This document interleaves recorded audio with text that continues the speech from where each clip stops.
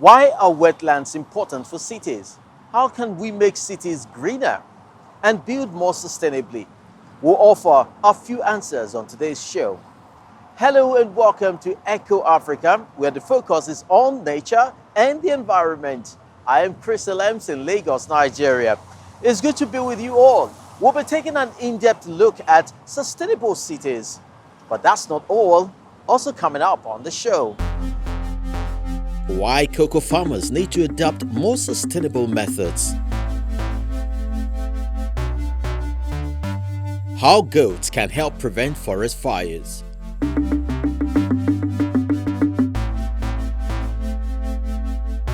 And how our clothes can generate electricity.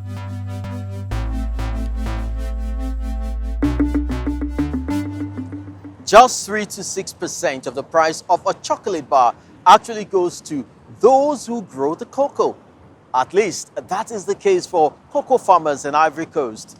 To boost their harvest and their incomes, they've been using more and more chemical fertilizer and cultivating more and more land. But that's just not sustainable. The soil is depleted and eroding fast. More than 2 million cocoa farmers in Ivory Coast are facing ruin. But what if they were to adopt more eco-friendly farming practices?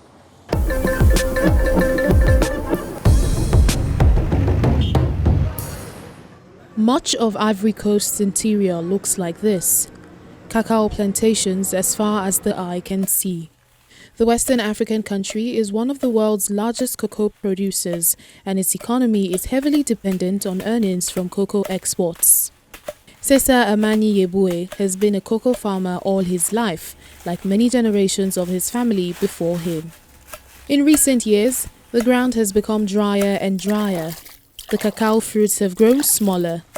He used to use chemicals on his land. Now he is trying to farm without them. The pesticides make you sick. When I used them, they stayed in the soil and destroyed it.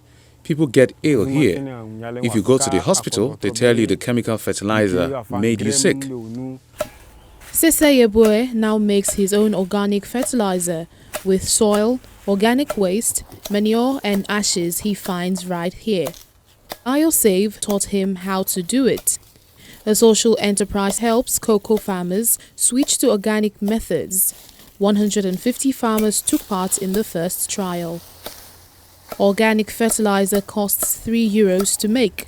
It costs 30 to buy the chemical kind. It might take a while, but it's worth it, says a BioSave instructor. The land is exhausted. Our economy is based on agriculture. If you talk about farming, you have to talk about the soil. We need to use organic fertilizer and develop other methods so we can regenerate the soil. Further south, the damage is even more evident. The farms here were ravaged by cocoa swollen shoot virus disease. Droughts and rising temperatures have made the plantations more vulnerable to the virus, which is transferred by mealy bugs. The land was considered unusable. Now scientists and students are deploying smart farming techniques to revive its biodiversity. It's part of a research project under the auspices of WASCAL, the climate services body funded by Germany that helps farmers in West Africa adapt to climate change. Plant physiologist Alban Mbokaku inspects seedlings planted in the shade of a banana tree. This is the irrigation system, a hollowed-out bamboo trunk. We fill it with water. The water lasts up to 2 weeks. Such decentralized reserves of water help young cacao plants grow, even when there is no rain. Deploying new techniques, the farmers here should be able to revive their damaged land. In the nearby village, farmers are attending a training workshop. The stakes are high for the country's 2 million farmers.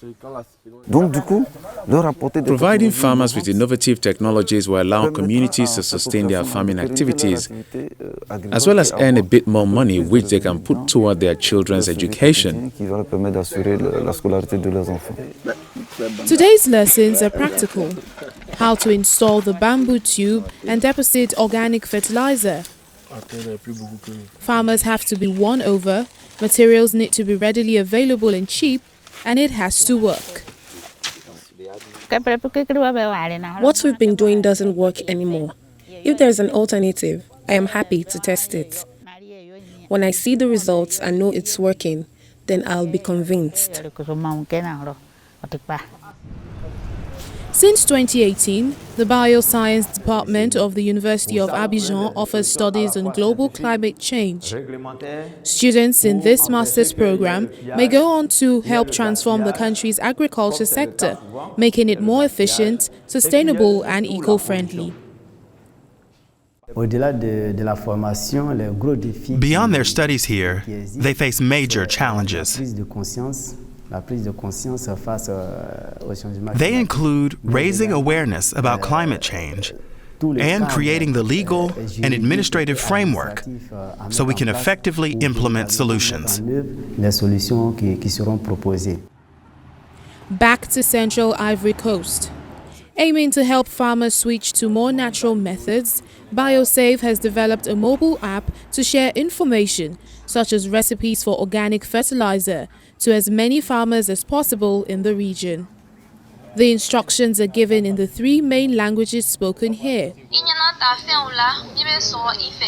All the villagers have to do is click and listen. Mobile phones are everywhere, even in very remote villages. People have access to a phone. So why not invent something that people can have with them at all times and can use to good effect when they need to?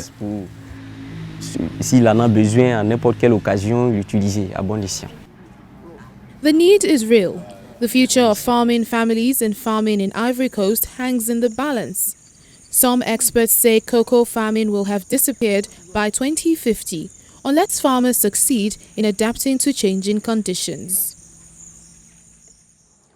In our Doing Your Bit segment, we look at exciting projects and ideas that make life better, protect the environment, or use resources more wisely.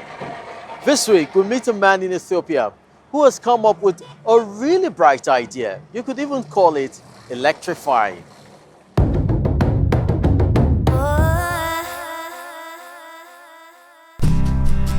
There's something special about this cap. It has a built-in solar panel, so you'll never be left in the dark. It was invented by Derase Tuka, who's studying to become an electrician in southern Ethiopia. What inspired me to create these products was the problem of power shortages, especially the ones that occur in rural areas. A solar panel on the cap collects sunlight and converts it into solar power. You can even use it to charge your cell phone. It comes with a memory card, flashlight, and radio. Derase has previously designed other clothing items and accessories. This women's bag can also generate power from the sun, which means you can always have an eco-friendly power source close at hand. And how about you? If you're also doing your bit, tell us about it. Visit our website or send us a tweet. #DoingYourBit. We share your stories. What a cool idea. My phone would never be out of power. You know, projects don't have to be complicated to be really useful. Our next story shows another example of that. We all know by now how important forests are for the global ecosystem. And as the climate crisis advances, we hear of more and more intense droughts, extreme heat, and huge forest fires. In Portugal, in southwestern Europe, they are calling on goats for help.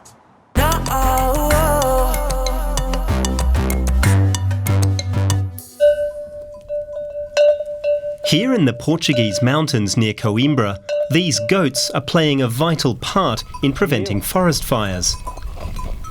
The 80 animals feed on greenery to create natural fire breaks by eating away the brush which catches fire easily. I'm proud of their job and the job that we do with them. and that's it. I think that they can be part of the solution for the forest fires. He remembers the last big blaze. In 2017, the flames destroyed vast areas of local forest and 500,000 hectares across the country, more than ever before. Back then, Luis was working as a building contractor. After losing his warehouse and machines to the flames, he reinvented his life. Today, the 40-year-old is a goat herder, just like his grandfather before him. Because most local landowners have moved away, there's nobody to clear away grass and shrubbery, which act as a fire accelerant in the summer. Until now, fire breaks had been maintained using expensive machines.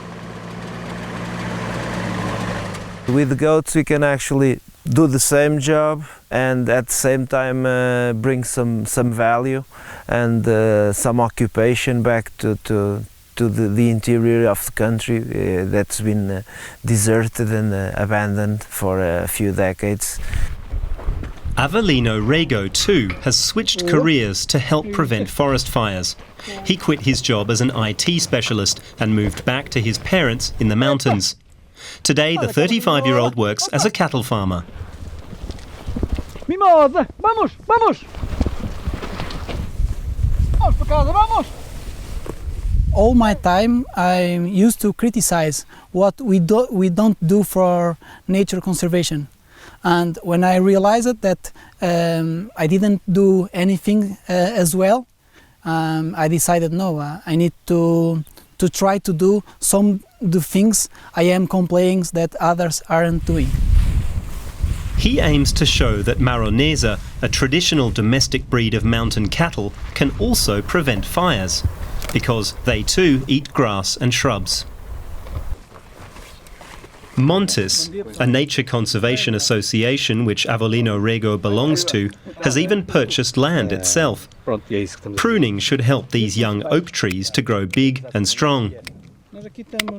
Less grass will grow under the shade they'll provide, meaning less flammable material.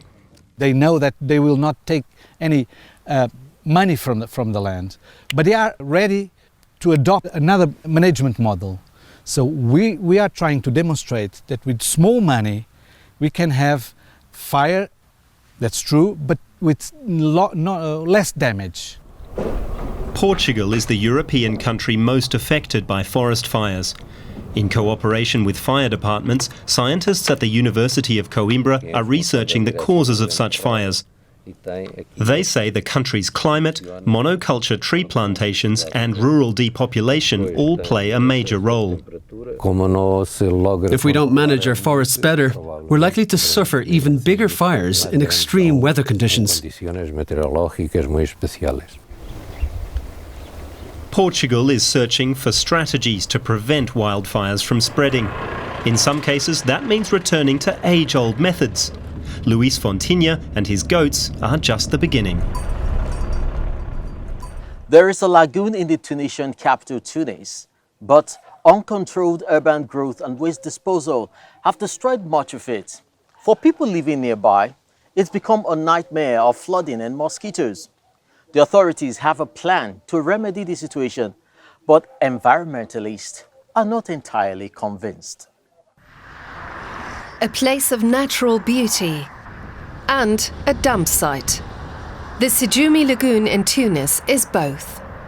Buildings have gone up around much of it, including 2 entire new commercial districts on adjacent marshes. The wetlands risk being swallowed up by the city. Sijumi is also being devastated by sewage and the vast amounts of waste dumped in the water.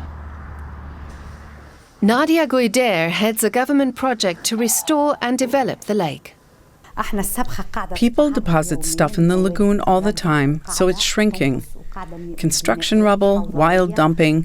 If we do nothing, it will disappear. That would be a disaster, because the lagoon is needed to help prevent flooding and because more than 100,000 migratory birds spend the winter there. Environmentalists say the government plan is flawed, in detail, if not in general.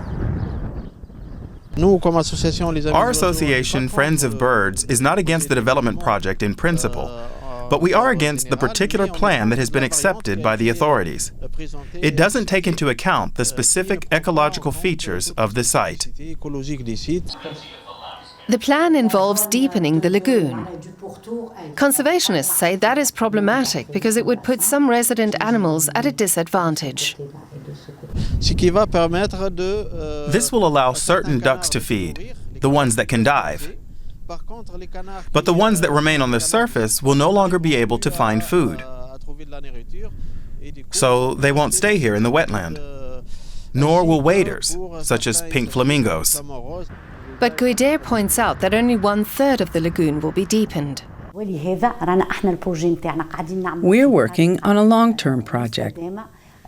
So we take environmental impact studies into consideration, as well as the hydrological, aquatic, environmental, and ecological aspects.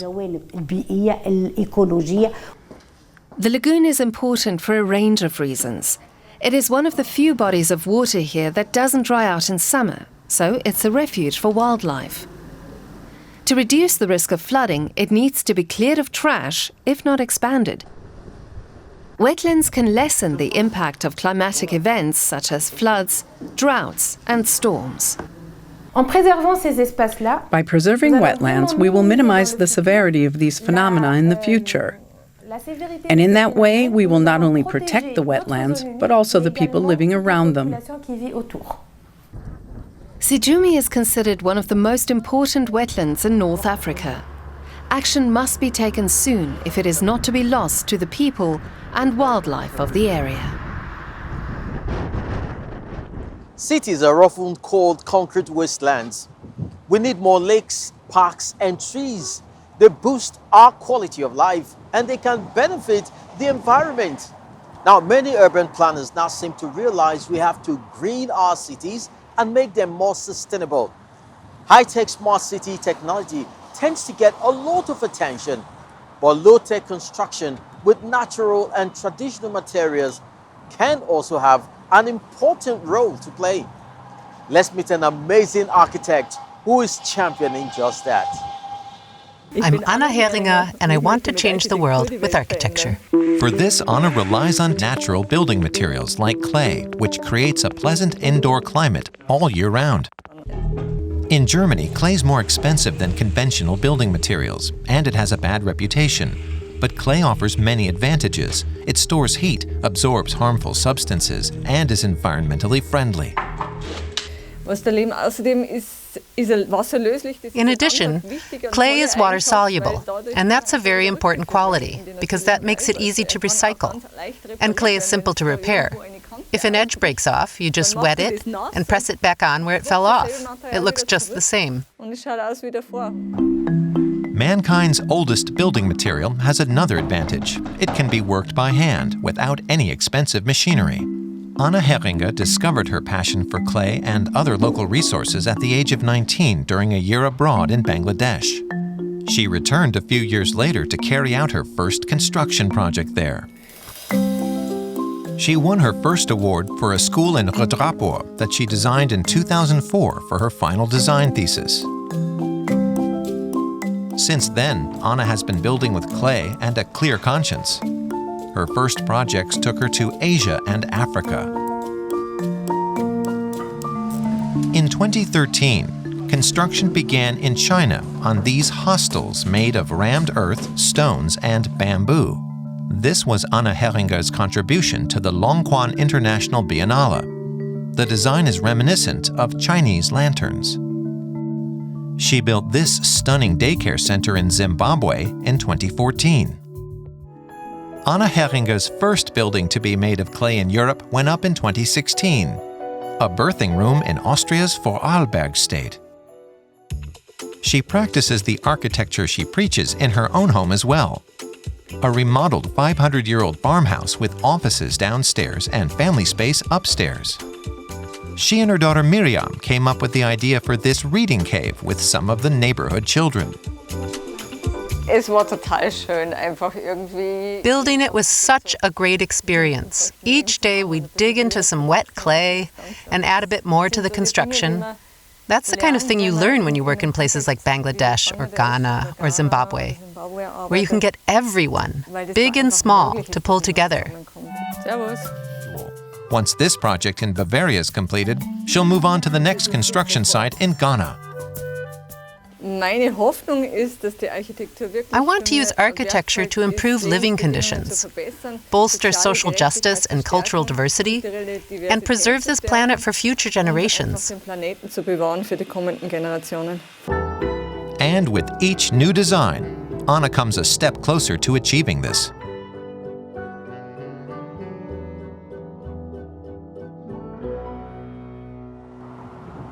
It's one thing to build sustainable homes, quite another to make entire cities eco-friendly.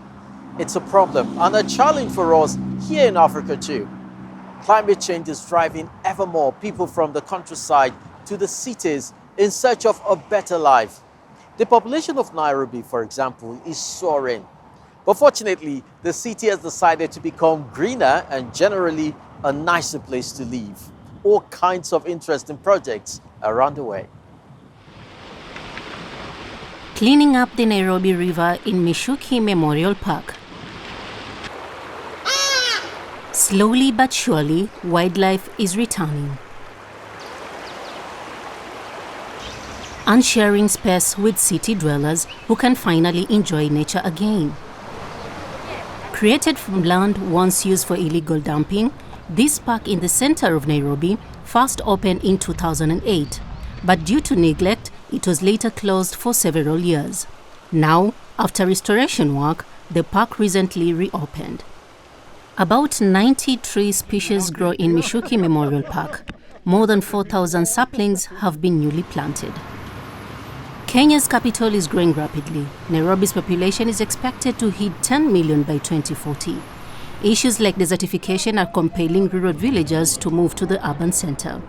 Today, 60% of cities' inhabitants live in informal settlements.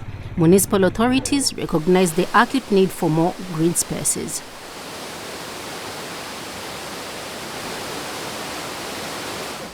But we're going beyond just the green spaces that are famous.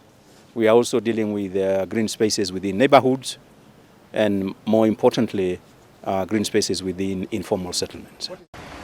Kibera, the largest settlement, has direct access to the Nairobi River. The government owns much of the land, but has been reluctant to provide basic services such as sanitation or waste management. So residents are taking things into their own hands. Our guiding principle is quite simple. You have to deal with the problems in the communities first, because all the solid waste, all the liquid waste, all the human waste comes from the community. No river pollutes itself. The cleanup work is mostly being done by local young people. Their main focus is removing waste from in and around the river. Kibera generates around 200 tons of trash per day. I am happy because it's clean, unlike before when one couldn't even stop and rest by the side of the river. After clearing it up, there's no bad odor. They couldn't get near there before. But now you can because it's clean and you can rest or even eat here. After the garbage was removed, a sewage system was installed so the waste water can run off. Government funds were provided for public toilets. They are maintained by a local NGO. Clean drinking water is also now available. When you construct the toilets, we believe that there will be no solid waste in the rivers. When you construct the garbage collection and disposal center, we believe that no solid waste should get into the rivers. Again, when we repair the sewer lines, no sewer will leak into the river ecosystem. Tatu City is an urban development in the north of Nairobi with housing, schools, offices, green areas and manufacturing districts. It hopes to ease the burden on the crowded capital. Tatu City is a mixed use and a mixed income development, and so we'll have residential properties available for different levels of income. So we'll have a lot of affordable housing, middle income, as well as high-end developments. The first 48 affordable apartment units, complete with solar energy systems, have just been finished. By 2050, it's expected that over 1 million people will be at home in this modern community. That's all from Echo Africa this time. I hope you've enjoyed the show. If you have any comments or want to find out more about environment issues, check out our social media channels and send us your feedback. Thanks for watching, take care, and see you next week. I'm Chris Lems, signing off from Lagos, Nigeria.